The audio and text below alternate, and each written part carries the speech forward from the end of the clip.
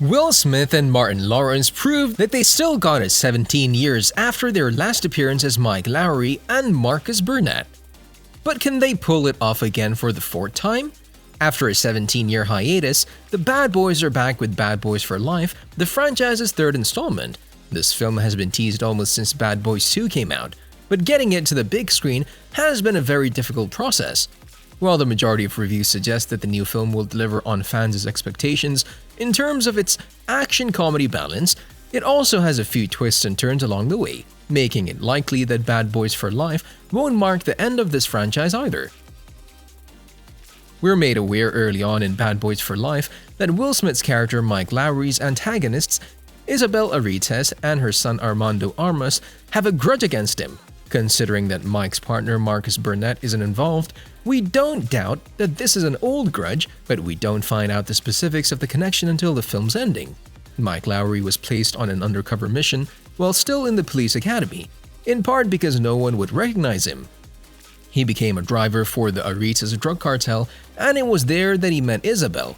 When it came time for the police to start investigating the cartel, Mike was forced to decide because it turned out the two had become much more than just friends. He chose to let Isabel be arrested, but we later learned that Isabel was pregnant when she entered prison, and the child she gave birth to, the one who has been attempting to kill Mike all along, is his son. Isabel eventually admits this to be true. A final mid-credits scene reveals that Armando has survived and has started paying his debt to society, something he appears content with despite receiving serious injuries during the final battle.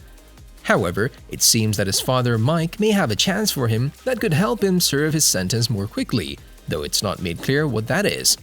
Despite the film's weak box office performance during its opening weekend, Bad Boys for Life debuted on January 14, 2020 to generally favorable reviews at the time of its publication.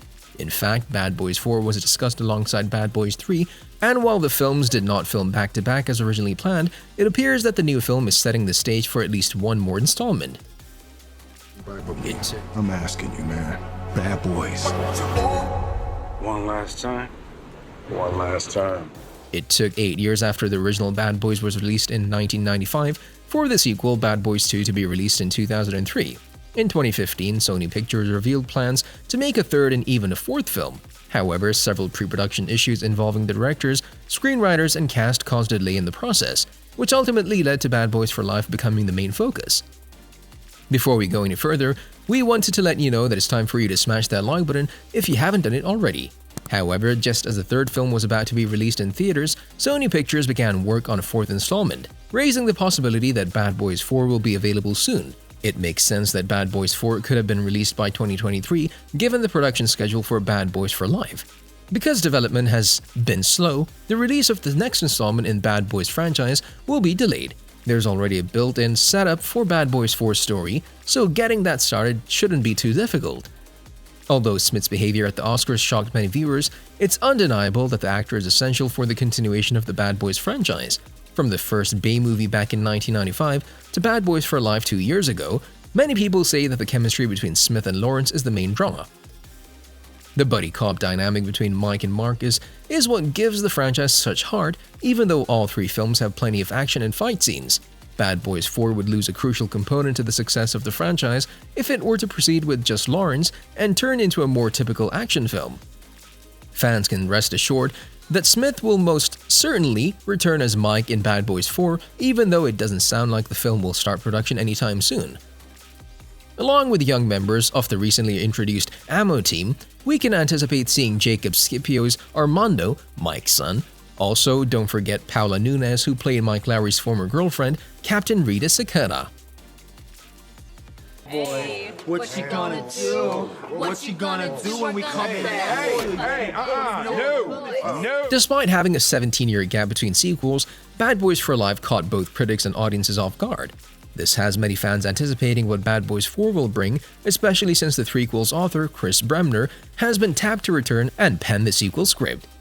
It'll be interesting to see how long it takes Sony to figure out the code for Bad Boys 4 to deliver another thrilling installment in the franchise, given that the third movie took so long to get off the ground and proved worth the wait.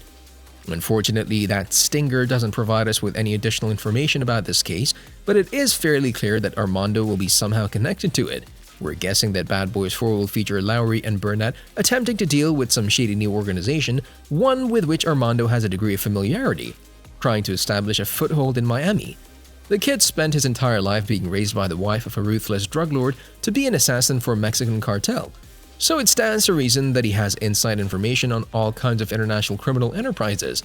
It seems Mike made the right choice to help Armando find redemption because the movie ends with Armando showing interest in what Mike has to offer. At the moment, it's unclear what that chance would entail, but it makes sense that Armando would work with Miami PD on an investigation. Armando could be used to investigate other cartels operating in the area, since he's the last surviving member of the Aritas cartel. We may delve even further into this unusual father-son relationship in Bad Boys 4 and witness unlikely anti-hero find redemption through hardship. Armando,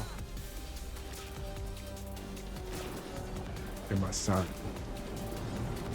There's also Rita, his ex-girlfriend. Given that Rita is his new boss, he might find himself in a romantic arc with her once more.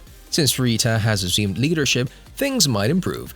After all, he was constantly at odds with Captain Howard, and if that happens, would she be able to accept his son? All people have a history, but Armando's is not an easy one to accept. By the time the movie is over, Lowry and Burnett have completed their arcs. They're no longer hotshots youths. They're both older men, they're content with their places in the world, there's nowhere else for these characters to go. The more likely scenario, of course, is that Sony's planning to use Jacob Scipio and the Ammo team as the stars of their own spin-off, creating an action franchise in the Fast and Furious sense. But it seems like a mistake. Besides, the relationship between Smith and Lawrence remains at the heart of the Bad Boys franchise. What's the point if we take that away? Many film franchises can support an expanded cinematic universe. Bad Boys isn't one of them. Dealing with the past was at the heart of Bad Boys for life. There was a lot of nostalgia involved, but Mike and Marcus were both aware that they weren't the same people they once were. They have more years behind them than in front of them, as Marcus said, but they adapted to the new regulations rather than hanging it all up and retiring, as Marcus briefly attempted to do.